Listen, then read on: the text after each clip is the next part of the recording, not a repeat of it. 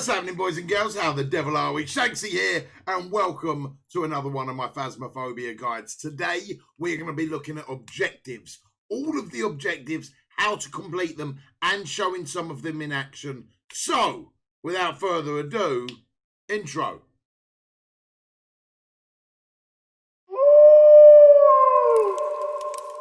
So, guys and girls, first and foremost, what is an additional objective?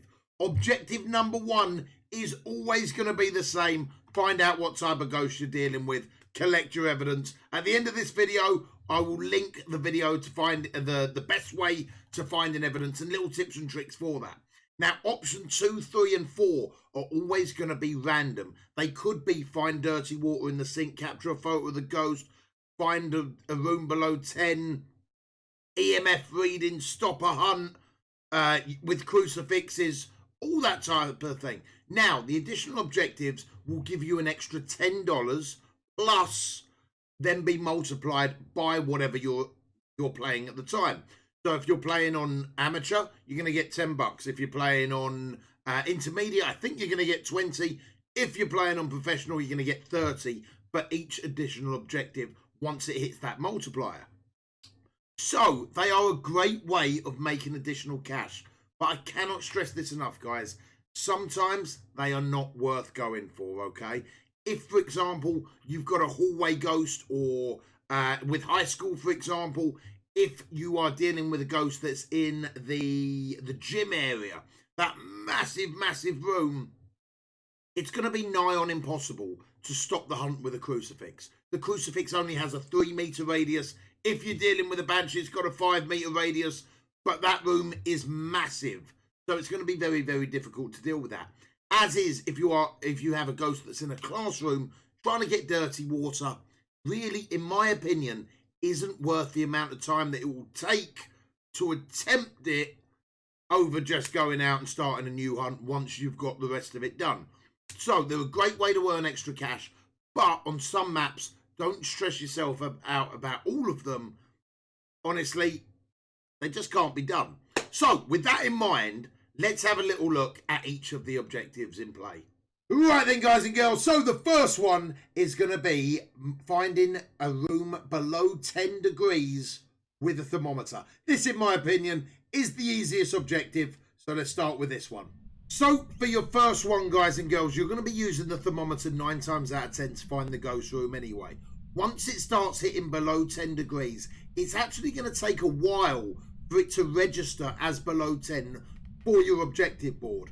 Trust me though, just by leaving the thermometer in the room, in the ghost room while you're going about setting up, that temperature is going to start dropping the more the activity ramps up in the room anyway. So, 9 times out of 10, it's always my go-to item, and I would definitely recommend starting with the thermometer anyway as part of your base kit. Next up is going to be find evidence of the paranormal with an EMF reader. Again, fairly straightforward, so let's see it in action. So with the EMF reader, guys, it does not need to be EMF level 5 to get your objective done. No. Any old EMF will do, baby. Now, you're always going to get EMF after a ghost event. So the best way is when you're setting up in the ghost room, you've got your equipment in here, throw it on the floor. You can either, when things start to happen, it will trigger itself, or you can turn off your flashlight and start asking for something to happen. Give us a sign. Where are you? So we've got the spirit box. That will not actually ramp up the EMF. That is one of the few ghost events, as it were, that won't ramp up the EMF. A really good idea to do, especially in school, is to put the EMF next to whatever objectives they're messing around with. Now, on that one, it was made more sense to get a picture. Plus, we got the ghost event, and that door opened, and that is our objective completed. Lovely of the jubblies. Right, now, the next one up is one of the ones that gets a little bit confusing for a lot of the newer players as well. Have a member of your team witness a ghost event. What actually is a ghost event? Well, let's see it in action. So, capture a photo of the ghost is our next objective, and to be honest, this is probably one of my favourite ones, as I do enjoy staying in that room till I get that picture. So, let's see how we get on with it. So, for this one, guys, we're actually going to go double bubble here, and get both the ghost event and the picture, hopefully at the same time. A ghost event is when you witness the ghost actually come into you, maybe appearing as mist, maybe whisper in your ear, something like that. A hunt does not trigger as a ghost event.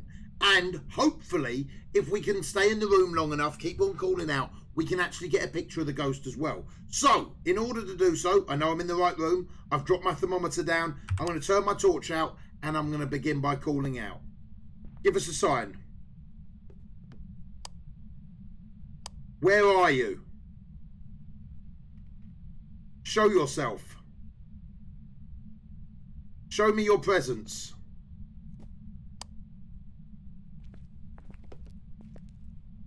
So we're getting a lot of things thrown at the moment. Could well be a polter. But we're going to try it again. Knock the torch out. Show yourself. Show me your presence. Show me your presence.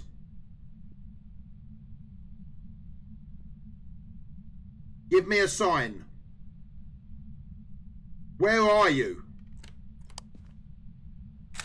Now, the beauty about all of these particular shots as well is no, they're not ghost events. No, they are not ghost pictures. But they do classify as interaction shots. Now, what I'm going to do is stop this bit here and go back to the van, get some more equipment in this room, and then basically do the same again. Every time I come back to this room, I'm going to be saying, like that, waiting for them to show themselves. That was both a ghost event and a picture. Let's go, baby. So, on this one, guys, we are going to be trying to capture a photo of dirty water in the sink. Now, there are some arguments that you can force this to happen. Personally, I don't think it's worth it. If a ghost doesn't spawn anywhere near a bathroom, it's one of them ones that you can take it or leave it type thing. Hopefully, this is what it looks like. And as on cue, that we couldn't get last time, dirty water in a sink. They love it, they do. So then, guys, I wanted to spend a little bit more time on the dirty water than what we actually had a chance to while I was filming these objectives. Basically, I kept on getting high school classroom ghosts, and we just weren't getting the dirty water. Now, unfortunately, on that clip that you just saw, it was dirty water, but it wasn't our objective. Now, there are apparently a couple of ways to get dirty water. The easiest way is if they are stationed in a bathroom, in a classroom, next to the tap, especially in the school. If they're stationed in the storeroom next to the two bathrooms upstairs on either side, they can bleed into the walls, and quite often they'll turn on taps when you're asking for a sign. Now, that is the only way that I will guarantee you get it, is if they spawn close to a bathroom, right? There is an argument to be made that you can turn the tap on yourself and wait for the ghost to walk past it. I have tried this several times, guys, and only had it actually work in the once. Now, there is also an argument that if you kite them during a hunt past the dirty water, it will turn into dirty water, right? Again, I've tried this several times and I've had it work once. I also think it's got a lot to do with what type of ghost it is. For example, if they're crawling on the floor, they don't quite trigger it, things like that. So basically, guys, this is the one objective to me that I can quite happily take it or leave it. If I can get dirty water, lovely. Am I going to risk my life over it? Definitely, definitely not. So keep that in mind, guys. If you have got a ghost in, I don't know, say the hallway, say a classroom, you're not going to get it. If you have got a ghost in a bathroom, in a kitchen, that type of thing, then it might be worth trying it for a little bit, you know, when asking for a sign and things like that.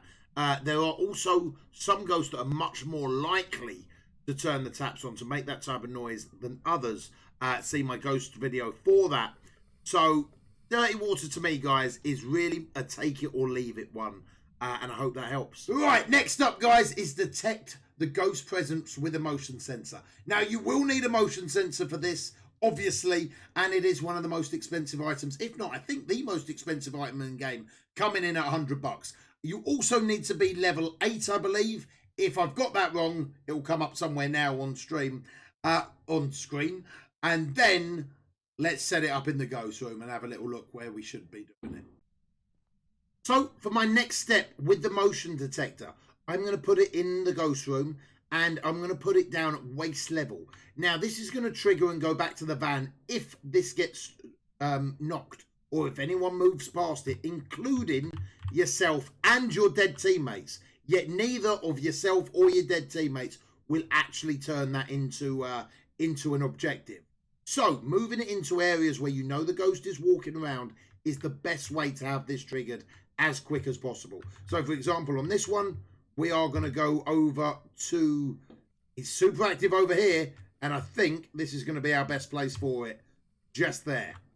Right, so this one is prevent the ghost from hunting with a crucifix. Personally, one of my favourite objectives. Now, I'll put my hands up, guys. If this is in a large room or a hallway or something like that, you're probably not going to be able to get it done. If you do manage to get it done, you've probably been a little bit lucky with it. So, in a room, let's talk about crucifix placements and get into it from there. So, for the crucifix objectives, guys, you need to work out what the room is. Now, then you need to think about how much space that ghost has to move around. For larger rooms, sometimes it's worth putting salt down to be able to track their footsteps. For this particular ghost, I know their dining room / kitchen. So I've got a 3-meter grace from that there. That should cover the large majority of this area. Then for the second one, I'm going to put it a little bit further up there. Now, this is still by no means going to be a guaranteed way to stop our hunt. And because of the shape of this room, it's going to be fairly difficult. So we will end up putting some salt down and hoping that makes our placement a little bit easier. So with that placement of those crucifixes, we actually managed to stop 2 hunts with one of those crucifixes. Don't know which one it was because I've just been hunted an awful lot, but just by staying in the ghost room, those crucifixes in the right areas are going to give you a lot more time. As I say, in the larger rooms, it's really not worth it, but in the smaller rooms, they are an absolute lifesaver. Right then, boys and girls, our last but not least objective is cleanse the ghost area using smudge sticks. Now, I will always try and save this one for last because it will increase the activity in the room. But if it is hunting a fair bit, smudging the room will also make it stop hunting for 90 seconds, 180 seconds if it's a spirit. So it's well worth having a couple of these on the van just in case. Even if it's not an objective, it's a great item to have in your arsenal. So let's see it in action. Right, guys, so for the smudge sticks, you are going to need both the smudge sticks and a lighter on your person when you're about to do this. It's obviously imperative you know where the ghost room is. If you're not sure on how to find a ghost room, I'm going to link the video at the end for the ultimate guide that I've done for gathering evidence. But in this particular case, I know where the ghost room is. Now, this is one of them really tricky hallway ghosts. So I'm going to be a little bit clever with this. And I'm going to stop just before where I think it is. And I'm going to try and cover multiple rooms at once. So I'm going to start smudging here, move on in, quickly touch into the bathroom, and then back out and try and get as much of this corridor as I possibly can, wandering all around this. Now, by smudging the room, the ghost is not going to be able to trigger a hunt immediately for 90 seconds. If it's a spirit, it's going to be 180 seconds, but it should increase activity in the area that we're at or considerably. So this EMF, before just now, the most this EMF had gone up to was 4. Now, after up to 2, but now after just smudging it, not only have I heard the humming, so we've got the appearance, but we've also then got the bit of evidence that we are looking for right now. So smudging it is absolutely huge, guys. Not only do you get that additional objective, but it can really help gather the evidence that you need. So then, guys and girls, that is every single one of the objectives covered. And hopefully covered in enough detail that you understand how to get them all done. Guys, thank you so much for watching this video. I hope it's helped you in your hunts. If you've got any additional questions, please feel free to leave them down below. And I'll do my best to get back to each and every person that leaves a comment down below. Also, you can find me over at my live stream. I do stream Phasmophobia quite often at the moment, Monday to Friday. The link is down below there over on Twitch. Discord links are down below. We've got a small Phasmophobia section at the moment on Discord, but I would love to have you guys join it. And let's see if we can get that Phasmophobia section popping, baby. But yeah, that is it for me today, guys and girls. Hope you've enjoyed the video. If you have, do me a favor, give it a thumbs up, leave a comment down below, share it with your group, all of that type of good stuff. I super appreciate the support, guys. Honestly, the Phasmophobia community has shown me so much love for these videos, and I'm super, super grateful. That is it for me today. And yeah, until next time, be smart, be strong, be safe. I'll see you on the flip side. You take it easy, Ghost Hunters.